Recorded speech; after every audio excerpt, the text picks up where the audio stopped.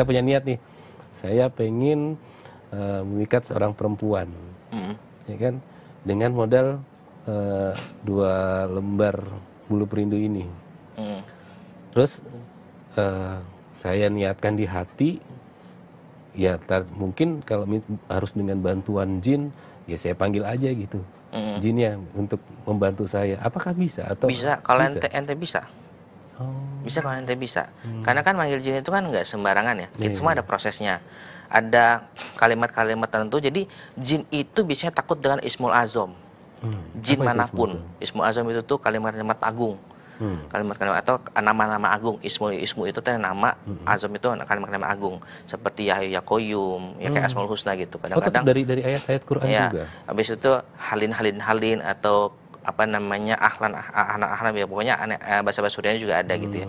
Nah, biasanya setiap mantra atau setiap asma, baik itu ilmu kejawen kasepuhan maupun ilmu-ilmu hikmah berbahasa Arab, itu biasanya ada mengandung kalimat Ismul Azam yang sifatnya ke Allah untuk menundukkan jin yang dimaksud. Dengan kita menggunakan bulu perindu ini, apakah ada perjanjian goib? Tergantung kita perjanjian sama jinnya. Oh, tetap ada perjanjian? Sama rajanya. Misalkan contoh, biasa perjanjiannya nggak susah sih. Misalkan kita manggil Raja Jin, misalkan namanya Joko misalnya. Di wilayah itu namanya Raja Jinnya Joko. Saya bilang, ya Joko, saya minta anak buah ente untuk jadi hodam dari bulu perindu ini.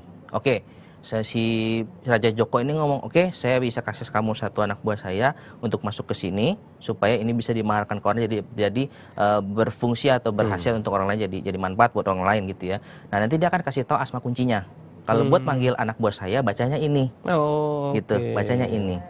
Nah, pada waktu sudah bacanya ini, saya sudah tahu asma kuncinya buat manggil si hodam tersebut, nanti dia akan memberitahu cara ngerawatnya bagaimana. Ngerawat itu maksudnya makanan anak buahnya apa, ya, bayarannya gitu loh. Nah, itu maksudnya perjanjian itu seperti itu. Tapi ciri-ciri orang yang sudah, ini yang lebih spesifik ke ini ya, pelet ya, Ki? Bulu perindu. Bulu perindu. Ciri-cirinya apa sih kalau orang yang sudah kena pelet bulu perindu? Biasanya bukan bulu perindu aja sih, semua pelet itu begini ya ciri-cirinya. Satu, biasanya dia banyak mimpi orang tersebut. Mimpi si yang pakai pelet tersebut ya. Yang kedua, dia tuh siang malam kepikiran orang tersebut. Nggak tahu apa yang dipikirin, cuma kepikiran mukanya aja, kebayang aja mukanya. Gitu. Yang ketiga, dia kebawa mimpi. Nah, mimpi itu juga kadang-kadang biasanya bisa dalam kondisi jima. Sampai bisa dijima. Kadang-kadang diajak kencan, diajak ngobrol dengan nyaman, sehingga pada waktu dia bangun, alam bawah sadarnya itu mengingat apa yang dalam mimpi tadi. Sehingga pada waktu dia terngiang yang dengan mimpi tadi, maka pada waktu dalam kehidupan nyata dia nyari orang tersebut. Itu prosesnya. Nah, kan kalau kita ketahui mimpi itu ada yang datang dari Allah, ada yang datang dari setan. Nah, ini datang dari setan. Dari setan. Dari hodam, dari jin. Dari jin. Karena kan dia yang pengaruhi. Nah, yang ngejima target kita di dalam mimpi siapa ya kalau bukan hodam? Sedikit, dari kapan sih mani gajah ini jadi apa ya, media untuk tren gitu ya? Sebenarnya baru tahun 90-an ini ya, tahun 1900-an gitu. Dulu mani gajah ini ya dipakai orang karena filosofinya aja. Karena gajah itu kan adalah hewan yang kuat. Dalam waktu untuk keperkasaan gitu, karena filosofinya. Jadi orang-orang pedalaman zaman dulu, apalagi orang-orang tulang bawang Lampung dulu, itu mengimani bahwasanya mani gajah itu tuh kalau dipakai dia akan digunakan sama laki-laki yang sifatnya untuk keperkasaan. Lebih keperkasaan dulu gitu, orang-orang pedalaman tulang bawang zaman. Kalau Lampung itu kan dia kerajaan tulang bawang dulu namanya. Nah, gitu, karena itu kampung halaman saya, Lampungnya saya tahu. Ya, itu kan dan di halaman banyak gajah berseliweran. Ya, banyak Waikambas. Waikambas. Dan banyak kalau mau yang asli ke Waikambas, tulang bawang gitu. Gitu. Banyaknya di sana. Nah, semenjak tahun 1900-an ini entah gimana bergeserlah jadi mistis.